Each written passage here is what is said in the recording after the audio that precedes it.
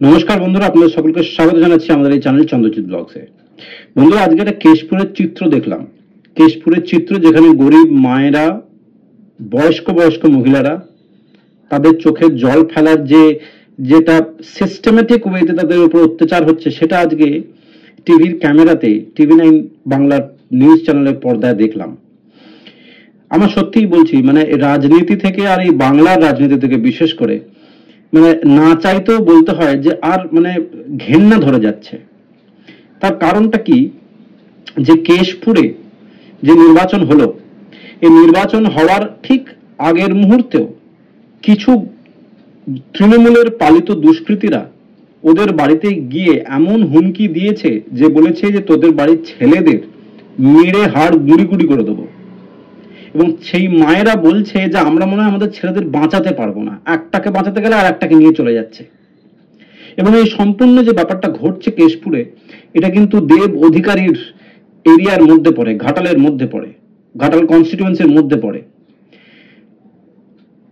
এই একটা চরম বিশৃঙ্খলা দেখে যখন বিজেপির প্রার্থী হিরণবাবু ওখানে পৌঁছন, ওখানকার গরিব দুঃখিয়ারি মায়েরা হিরণবাবুর গাড়িকে ঘেরাও করে তার হাতে পায়ে প্রায় পড়ে সাংঘাতিকভাবে কান্নাকাটি করে শুধু একটাই আবেদন জানাচ্ছে যে আমাদের ছেলেটাকে বাঁচিয়ে দাও। করছেন এবং তারা রীতিমতো ভয় পাচ্ছেন যে তাদের ওপর আবার অত্যাচার করা হবে। আপনারা কাঁদছেন কেন ক্যান্ডিডেটকে দেখে? ও যে আমাদের এখানে বিশাল হামলা করছে, রাতের মধ্যে এসে আমরাকে মারধর করতে যাচ্ছে, মেয়েদের উপরে অত্যাচার করতে যাচ্ছে। আর আমাদের ওই ছেলেটিকে বলছে একবার মেরে শেষ করে দেবো, মানে কোনো রকম ওরাই তিনজন বেরিয়েছে, ওদেরকে তিনজনকেই শেষ করে দেবো বলছে। মারবে বলছে, দাদি বলে হাত মার গুণা করে দেবো, মারবে গো আমাদের দুটা ছেলেকে, একটা খেলে যাচ্ছে আর দুটা খেলে যাও তোমরা গো, হগো আর দুটা ছেলেকে আমার ছেলেকে তোমরা নিয়ে যাও, আমার ছেলেকে মেরে দেবো ওরা, আমার ঘরে থাকলে মেরে দেবো ওরা, আমি বাঁচাতে পারবো না। বিজেপি করি। সমস্যাটা কোথায়? ওই যে ওরা হচ্ছে নেতা সেটা হচ্ছে বলে মেরে দিবে হাজার ওই তৃণমূলের রাখো আমার ছেলেটাকে মেরে দিবে, আমি কি করে থাকবো বাবা রে?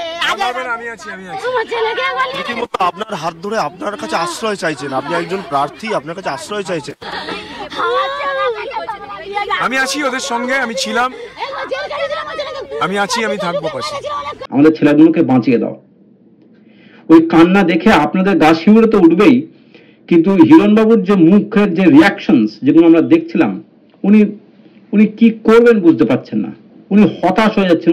উনি ভাবতেই পাচ্ছেন যে এরকম একটা সাংঘাতিক ঘটনা ঘটছে কেশপুরে, যেখানকার ওখানে যে বিধায়ক, ঘাটাল যে কনস্টিটিউয়েন্সি তার যে বিধায়ক বিগত 10 বছর ধরে দেব অধিকারী আছেন, তার এগুলো নিয়ে কোনো যাই আসছে না।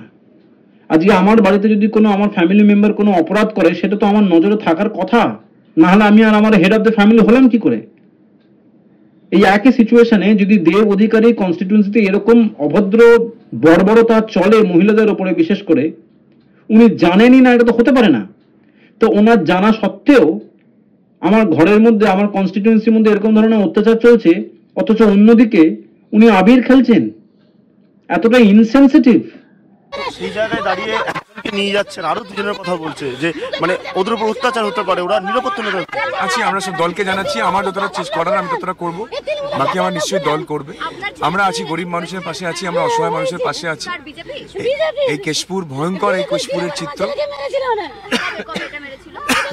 আপনি যখন এই চিত্র দেখছেন, কান্না বেশ কিছু মহিলাদের, বয়স্ক মহিলাদের, ঠিক এই সময় দাঁড়িয়ে আপনার প্রতিদ্বন্দ্বী প্রার্থী দেব, তিনি এক জায়গায় সবুজ আবির খেলছেন।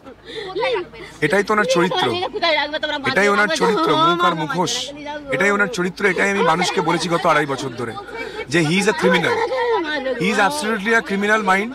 এবং ক্রিমিনাল মাইন্ড বলেই গত 10 বছর ধরে এরকম ভাবে অসহায় মায়েদেরকে, বোনেদেরকে অত্যাচার করে, সন্ত্রাস করে তিনি এখানে 10 বছর ধরে সাংসদ হয়ে রয়েছেন। যখন সাংবাদিকরা হিরণবাবুকে প্রশ্ন করছেন যে দেখুন, আপনাকে তো দেখে ওখানকার কেশপুরের মায়েরা হাত ধরে গাড়ি আটকে আবেদন জানাচ্ছেন চোখের জল ফেলে, অন্যদিকে দেব অধিকারী, তার দিকে তো যদি নজরটা যায় বা তার দিকে যদি আমরা একটুখানি আপডেটস নিই, তাহলে আমরা দেখতে পাচ্ছি উনি আবির খেলছেন। উনি বলছেন যে, হিরণবাবু বলছেন যে এটাই ওনার চরিত্র, আর এই চরিত্রটাকে এক্সপোজ করার জন্য উনি চেষ্টা করে যাচ্ছিলেন। শুধু তাই নয়, মানে আউট অফ ইমোশনে আমি বলবো, ইমোশনাল হয়ে পড়ে উনি এটা বলেই দিলেন যে একটা ক্রিমিনাল মাইন্ডের যেরকম লোক হয়, সামনে হাসি মিষ্টি চেহারা, মুখোশটা একদম মিষ্টি, কিন্তু ভেতরে সাংঘাতিক একটা ক্রিমিনাল মাইন্ডের লোক, সেটাই হচ্ছে দেবের আসল চেহারা, আসল রূপ।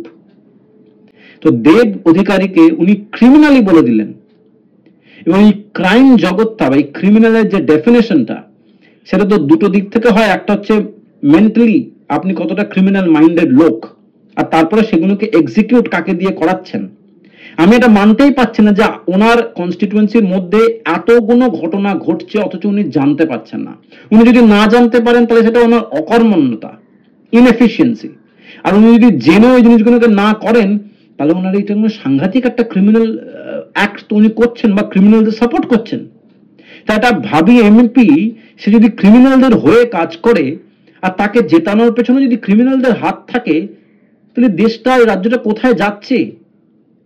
আমি জানি এ ধরনের বিতৃষ্ণার এ ধরনের ভিডিও আপনারা প্রচুর দেখেন, কিন্তু এখন যখন এখনো সভা, এখনো একটা ফেজ অফ ইলেকশন বাকি আছে, আমরা কি করতে পারি? আমরা কি এই বিতৃষ্ণামূলক যে ভিডিওগুলো, এগুলো যেখানে ভিডিওগুলোতে আমরা বলে থাকি যে যেগুলো সত্যি সেগুলো আমরা উল্লেখ করে বলি যে এই বিশৃঙ্খলা চলছে রাজ্যে, এই জিনিসটা কি শুধু শুনেই আমরা কি রাত্রিবেলা খেয়ে দিয়ে ঘুমিয়ে পড়বো? কারণ যে জিনিসটা আজকে ঘাটালের মানুষের সঙ্গে হচ্ছে, যে জিনিসটা যে কেশপুরের মানুষের সঙ্গে হচ্ছে, সেই জিনিসটা তো যে কোনো সময় আমাদের সঙ্গে ঘটতে পারে। সুতরাং এটাই কিন্তু সেই সুযোগ যেখানে আমাদের ভোট ব্যাংকে, ভোটের বক্সে গিয়ে তৃণমূল দলকে যদি না হারাতে পারি তাহলে কিন্তু আমাদের শান্তি নেই, আমাদের শান্তি নেই।